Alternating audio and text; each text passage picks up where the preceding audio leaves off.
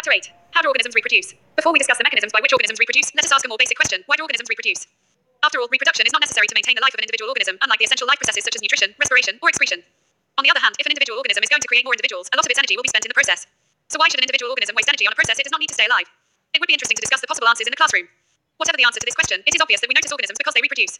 If there were to be only one non-reproducing member of a particular kind, it is doubtful that we would have noticed its existence. It is the large numbers of organisms belonging to a single species that bring them to our notice. How do we know that two different individual organisms belong to the same species? Usually, we say this because they look similar to each other. Thus, reproducing organisms create new individuals that look very much like themselves. 8.1 Do organisms create exact copies of themselves? Organisms look similar because the body designs are similar. If body designs are to be similar, the blueprints for these designs should be similar. Thus, reproduction at its most basic level will involve making copies of the blueprints of body design. In class 9, we learned that the chromosomes in the nucleus of a cell contain information for inheritance of features from parents to next generation in the form of DNA, deoxyribonucleic acid molecules.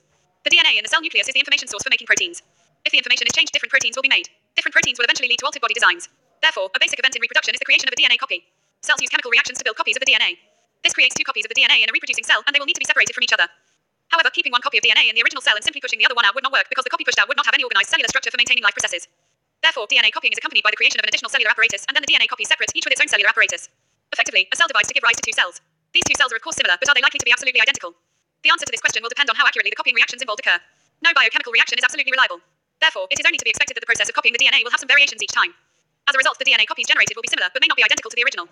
Some of these variations might be so drastic that the new DNA copy cannot work with the cellular apparatus it inherits. Such a newborn cell will simply die. On the other hand, there could still be many other variations in the DNA copies that would not lead to such a drastic outcome. Thus, the surviving cells are similar to, but subtly different from each other.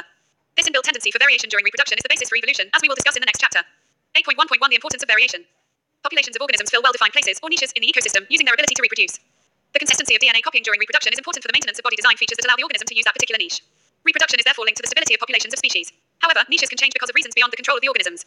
Temperatures on Earth can go up or down, water levels can vary, or there could be meteorite hits, to think of a few examples. If a population of reproducing organisms was suited to a particular niche and if the niche were drastically altered, the population could be wiped out. However, if some variations were to be present in a few individuals in these populations, there would be some chance for them to survive. Thus, if there were a population of bacteria living in temperate waters, and if the water temperature were to be increased by global warming, most of these bacteria would die, but the few variants resistant to heat would survive and grow further. Variation is thus useful for the survival of species over time. Questions. 1. What is the importance of DNA copying in reproduction? 2. Why is variation beneficial to the species but not necessarily for the individual? 8.2 Modes of reproduction used by single organisms. Activity 8.1. Dissolve about 10 gm of sugar in 100 milliliters of water.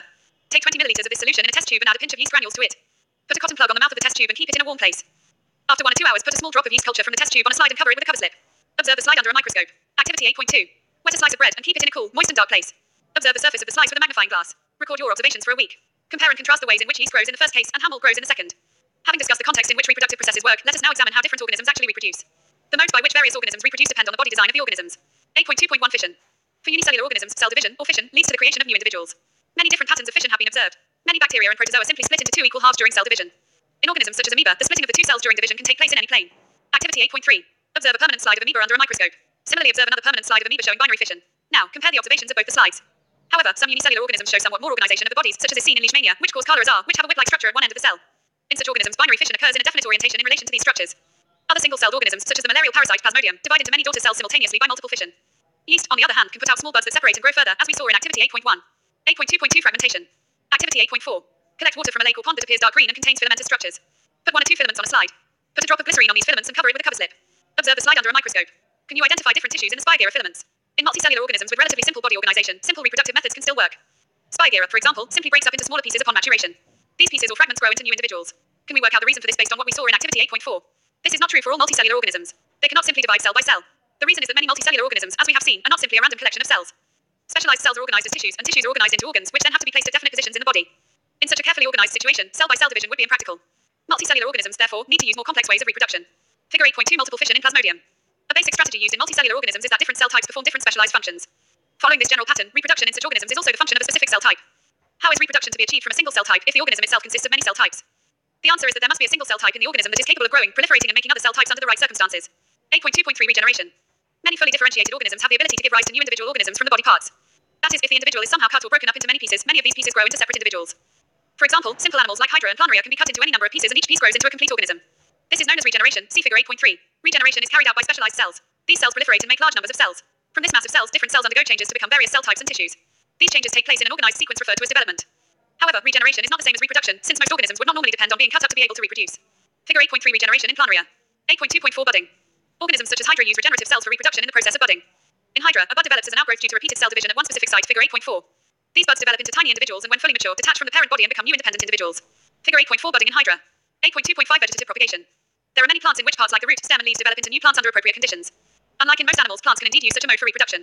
This property of vegetative propagation is used in methods such as layering or grafting to grow many plants like sugarcane, roses, or grapes for agricultural purposes.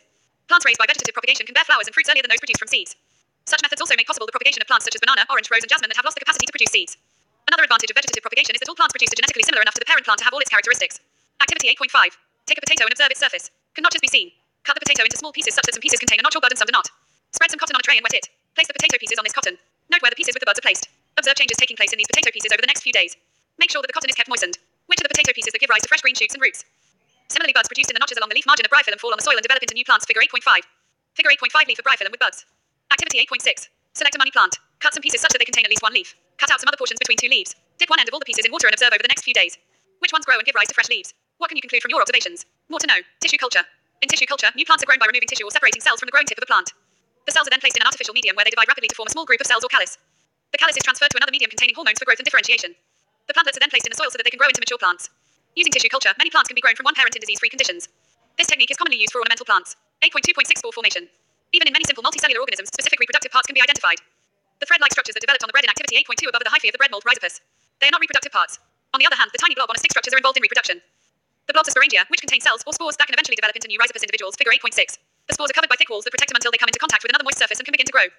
Figure 8.6 spore formation in rhizopus. All the modes of reproduction that we have discussed so far allow new generations to be created from a single individual. This is known as asexual reproduction. Questions. 1. How does binary fission differ from multiple fission? 2. How will an organism be benefited if it reproduces through spores? 3. Can you think of reasons why more complex organisms cannot give rise to new individuals through regeneration? 4. Why is vegetative propagation practiced for growing some types of plants? 5. Why is DNA copying an essential part of the process of reproduction? 8.3 Sexual reproduction. We are also familiar with modes of reproduction that depend on the involvement of two individuals before a new generation can be created. Bulls alone cannot produce new calves, nor can hens alone produce new chicks. In such cases, both sexes, males and females, are needed to produce new generations. What is the significance of this sexual mode of reproduction? Are there any limitations of the asexual mode of reproduction, which we have been discussing above? 8.3.1 Why the sexual mode of reproduction? The creation of two new cells from one involves copying of the DNA as well as of the cellular apparatus. The DNA copying mechanism, as we have noted, cannot be absolutely accurate, and the resultant errors are a source of variations in populations of organisms. Every individual organism cannot be protected by variations, but in a population, variations are useful for ensuring the survival of the species. It would therefore make sense if organisms came up with reproductive modes that allow more and more variation to be generated. While DNA copying mechanisms are not absolutely accurate, they are precise enough to make the generation of variation a fairly slow process. If the DNA copying mechanisms were to be less accurate, many of the resultant DNA copies would not be able to work with the cellular apparatus and would die. So how can the process of making variants be speeded up?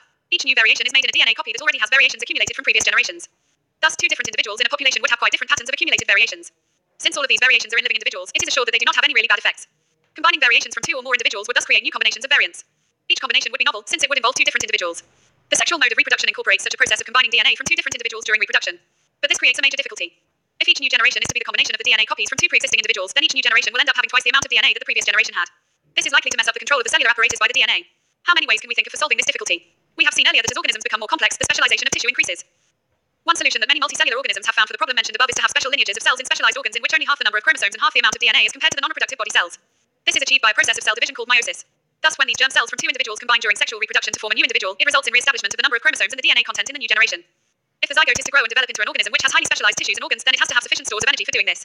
In very simple organisms, it is seen that the two germ cells are not very different from one another, or may even be similar.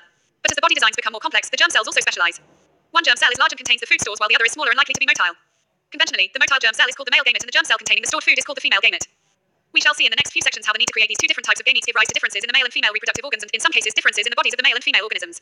8.3.2 Sexual reproduction in flowering plants. The reproductive parts of angiosperms are located in the flower. You have already studied the different parts of a flower: sepals, petals, stamens, and pistil. Stamens and pistil are the reproductive parts of a flower which contain the germ cells. What possible functions could the petals and sepals serve? Figure 8.7 Longitudinal section of flower. The flower may be unisexual: papaya, watermelon, when it contains either stamens or pistil, or bisexual: hibiscus, mustard, when it contains both stamens and pistil. Stamen is the male reproductive part and it produces pollen grains that are yellowish in color. You must have seen this yellowish powder that often sticks to our hands if we touch the stamen of a flower. Pistil is present in the center of the flower and is the female reproductive part. It is made of three parts. The swollen bottom part is the ovary, middle elongated part is the style, and the terminal part, which may be sticky, is the stigma. The ovary contains ovules and each ovule has an egg cell. The male germ cell produced by pollen grain fuses with the female gamete present in the ovule. This fusion of the germ cells or fertilization gives us the zygote, which is capable of growing into a new plant. Thus, the pollen needs to be transferred from the stamen to the stigma. If this transfer of pollen occurs in the same flower, it is referred to as self-pollination. On the other hand, if the pollen is transferred from one flower to another, it is known as cross-pollination. This transfer of pollen from one flower to another is achieved by agents like wind, water, or animals. Figure 8.8 Germination of pollen on stigma. After the pollen lands on a suitable stigma, it has to reach the female germ cells which are in the ovary. For this, a tube grows out of the pollen grain and travels through the style to reach the ovary. After fertilization, the zygote divides several times to form an embryo within the ovule. The ovule develops a tough coat and is gradually converted into a seed. The ovary grows rapidly and ripens to form a fruit. Meanwhile, the petals, sepals, stamens, style, and stigma may shrivel and fall off. Have you ever observed any flower part still persisting in the fruit? Try and work out the advantages of seed formation for the plant. The seed contains the future plant or embryo which develops into a seedling under appropriate conditions. This process is known as germination. Figure 8.9 Germination. Activity Activity 8.7. Soak a few seeds of Bengal gram, chinar, and keep them overnight. Drain the excess water and cover the seeds with a wet cloth and leave them for a day. Make sure that the seeds do not become dry. Cut open the seeds carefully and observe the different parts. Compare your observations with the figure 8.9 and see if you can identify all the parts. 8.3.3 Reproduction in human beings. So far, we have been discussing the variety of modes that different species use for reproduction. Let us now look at the species that we are most interested in, namely humans. Humans use a sexual mode of reproduction. How does this process work? Let us begin at an apparently unrelated point. All of us know that our bodies change as we become older. You have learned changes that take place in your body earlier in class 8 also. We notice that our height has increased continuously from early age till now. We acquire teeth, we even lose the old so-called milk teeth and acquire new ones. All of these are changes that can be grouped under the general process of growth in which the body becomes larger. But in early teenage years, a whole new set of changes occurs that cannot be explained simply as body enlargement. Instead, the appearance of the body changes. Proportions change, new features appear, and so do new sensations. Some of these changes are common to both boys and girls. We begin to notice thick hair growing in new parts of the body such as armpits and the genital area between the thighs, which can also become darker in color. Thinner hair can also appear on legs and arms, as well as on the face. The skin frequently becomes oily and we might begin to develop pimples. We begin to be conscious and aware of both our own bodies and those of others in new ways. On the other hand, there are also changes taking place that are different between boys and girls. In girls, breast size begins to increase with darkening of the skin of the nipples at the tips of the breasts. Also, girls begin to menstruate at around this time. Boys begin to have new thick hair growth on the face and their voices begin to crack. Further, the penis occasionally begins to become enlarged and erect either in daydreams or at night. All of these changes take place slowly, over a period of months and years. They do not happen all at the same time in one person, nor do they happen at an exact age. In some people, they happen early and quickly, while in others, they can happen slowly. Also, each change does not become complete quickly either. So, for example, thick hair on the face in boys appears as a few scattered hairs first, and only slowly does the growth begin to become uniform. Even so, all these changes show differences between people. Just as we have differently shaped noses or fingers, so also we have different patterns of hair growth or size and shape of breast or penis. All of these changes are aspects of the sexual maturation of the body. Why does the body show sexual maturation at this age? We have talked about the need for specialized cell types in multicellular bodies to carry out specialized functions. The creation of germ cells to participate in sexual reproduction is another specialized function, and we have seen that plants develop special cell and tissue types to create them. Human beings also develop special tissues for this purpose. However, while the body of the individual organism is growing to its adult size, the resources of the body are mainly directed at achieving this growth. While that is happening, the maturation of the reproductive tissue is not likely to be a major priority. Thus, as the rate of general body growth begins to slow down, reproductive tissues begin to mature. This period during adolescence is called puberty. So how do all the changes that we have talked about link to the reproductive process?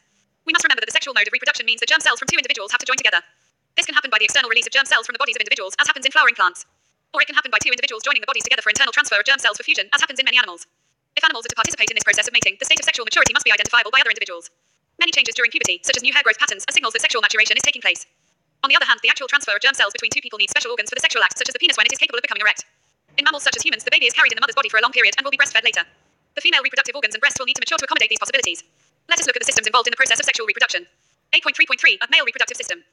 The male reproductive system, figure 8.10, consists of portions which produce the germ cells and other portions that deliver the germ cells to the site of fertilization. The formation of germ cells or sperms takes place in the testes. These are located outside the abdominal cavity and scrotum because sperm formation requires a lower temperature than the normal body temperature.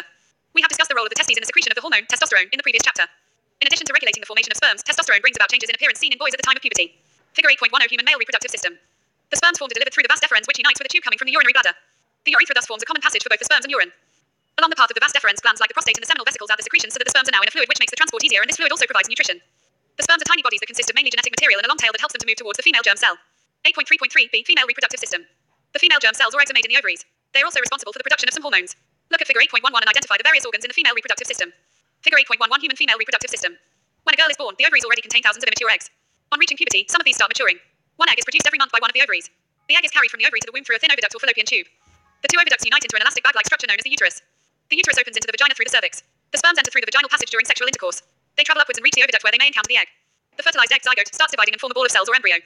The embryo is implanted in the lining of the uterus where they continue to grow and develop organs to become fetus. We have seen in earlier sections that the mother's body is designed to undertake the development of the child. Hence the uterus prepares itself every month to receive and nurture the growing embryo. The lining thickens and is richly supplied with blood to nourish the growing embryo. The embryo gets nutrition from the mother's blood with the help of a special tissue called placenta. This is a disc which is embedded in the uterine wall. It contains villi on the embryo side of the tissue. On the mother's side are blood spaces which surround the villi. This provides a large surface area for glucose and oxygen to pass from the mother to the embryo. The developing embryo will also generate waste substances which can be removed by transferring them into the mother's blood through the placenta. The development of the child inside the mother's body takes approximately 9 months. The child is born as a result of rhythmic contractions of the muscles in the uterus. 8.3.3 C. What happens when the egg is not fertilized? If the egg is not fertilized, it lives for about 1 day. Since the ovary releases one egg every month, the uterus also prepares itself every month to receive a fertilized egg. Thus its lining becomes thick and spongy. This would be required for nourishing the embryo if fertilization had taken place. Now, however, this lining is not needed any longer. So, the lining slowly breaks and comes out through the vagina as blood and mucus. This cycle takes place roughly every month and is known as menstruation. It usually lasts for about 2 to 8 days. 8.3.3 D. Reproductive health. As we have seen, the process of sexual maturation is gradual and takes place while general body growth is still going on. Therefore, some degree of sexual maturation does not necessarily mean that the body or the mind is ready for sexual acts or for having and bringing up children. How do we decide if the body or the mind is ready for this major responsibility? All of us are under many different kinds of pressures about these issues. There can be pressure from our friends for participating in many activities whether we really want to or not. There can be pressure from families to get married and start having children. There can be pressure from government agencies to avoid having children. In this situation, making choices can become very difficult. We must also consider the possible health consequences of having sex. We have discussed in class 9 that diseases can be transmitted from person to person in a variety of ways. Since the sexual act is a very intimate connection of bodies, it is not surprising that many diseases can be sexually transmitted. These include bacterial infections such as gonorrhea and syphilis, and viral infections such as warts and HIV/AIDS. Is it possible to prevent the transmission of such diseases during the sexual act? Using a covering, called a condom, for the penis during sex helps to prevent transmission of many of these infections to some extent. The sexual act always has the potential to lead to pregnancy. Pregnancy will make major demands on the body and the mind of the woman, and if she is not ready for it, her health will be adversely affected. Therefore, many ways have been devised to avoid pregnancy. These contraceptive methods fall in a number of categories. One category is the creation of a mechanical barrier so that sperm does not reach the egg. Condoms on the penis or similar coverings worn in the vagina can serve this purpose. Another category of contraceptives acts by changing the hormonal balance of the body so that eggs are not released and fertilization cannot occur. These drugs commonly need to be taken orally as pills. However, since they change hormonal balances, they can cause side effects too. Other contraceptive devices such as the loop or the copper T are placed in the uterus to prevent pregnancy. Again, they can cause side effects due to irritation of the uterus. If the vas deferens in the male is blocked, sperm transfer will be prevented. If the fallopian tube in the female is blocked, the egg will not be able to reach the uterus. In both cases, fertilization will not take place. Surgical methods can be used to create such blocks. While surgical methods are safe in the long run, surgery itself can cause infections and other problems if not performed properly. Surgery can also be used for removal of unwanted pregnancies. These may be misused by people who do not want a particular child, as happens in illegal sex-selective abortion of female fetuses. For a healthy society, the female-male sex ratio must be maintained. Because of reckless female feticide, child-sex ratio is declining at an alarming rate in some sections of our society, although prenatal sex determination has been prohibited by law. We have noted earlier that reproduction is the process by which organisms increase the populations. The rates of birth and death in a given population will determine its size. The size of the human population is a cause for concern for many people. This is because an expanding population makes it harder to improve everybody's standard of living. However, if inequality in society is the main reason for poor standards of living for many people, the size of the population is relatively unimportant. If we look around us, what can we identify as the most important reasons for poor living standards? Questions. 1. How is the process of pollination different from fertilization? 2. What is the role of the seminal vesicles and the prostate gland? 3. What are the changes seen in girls at the time of puberty? 4. How does the embryo get nourishment inside the mother's body? 5. If a woman is using a copper T, will it help in protecting her from sexually transmitted diseases? What you have learned. Reproduction, unlike other life processes, is not essential to maintain the life of an individual organism. Reproduction involves creation of a DNA copy and additional cellular apparatus by the cell involved in the process. Various organisms use different modes of reproduction depending on the body design. In fission, many bacteria and protozoa simply divide into 2 or more daughter cells. Organisms such as Hydra can regenerate if they are broken into pieces. They can also give out buds which mature into new individuals. Roots, stems, and leaves of some plants develop into new plants through vegetative propagation. These are examples of asexual reproduction where new generations are created from a single individual. Sexual reproduction involves 2 individuals for the creation of a new individual. DNA copying mechanisms creates variations which are useful for ensuring the survival of the species. Modes of sexual reproduction allow for greater variation to be generated. Reproduction in flowering plants involves transfer of pollen grains from the anther to the stigma, which is referred to as pollination. This is followed by fertilization. Changes in the body of puberty, such as increase in breast size in girls and new facial hair growth in boys, are signs of sexual maturation. The male reproductive system in human beings consists of testes which produce sperms, vas deferens, seminal vesicles, prostate gland, urethra, and penis. The female reproductive system in human beings consists of ovaries, fallopian tubes, uterus, and vagina. Sexual reproduction in human beings involves the introduction of sperm in the vagina of the female. Fertilization occurs in the fallopian tube. Contraception to avoid pregnancy can be achieved by the use of condoms, oral pills, copper T, and other methods. Exercises. 1. Asexual reproduction takes place through budding in A. Amoeba. B. Yeast. C. Plasmodium. D. Leishmania. 2. Which of the following is not a part of the female reproductive system in human beings? A. Ovary. B. Uterus. C. Vas deferens. D. Fallopian tube. 3. The anther contains A. Sepals. B. Ovules. C. Pistil. D. Pollen grains. 4. What are the advantages of sexual reproduction over asexual reproduction? 5. What are the functions performed by the testis in human beings? 6. Why does menstruation occur? 7. Draw a labeled diagram of the longitudinal section of a flower. 8. What are the different methods of contraception? 9. How are the modes for reproduction different in unicellular and multicellular organisms? 10. How does reproduction help in providing stability to populations of species? 11. What could be the reasons for adopting contraceptive methods?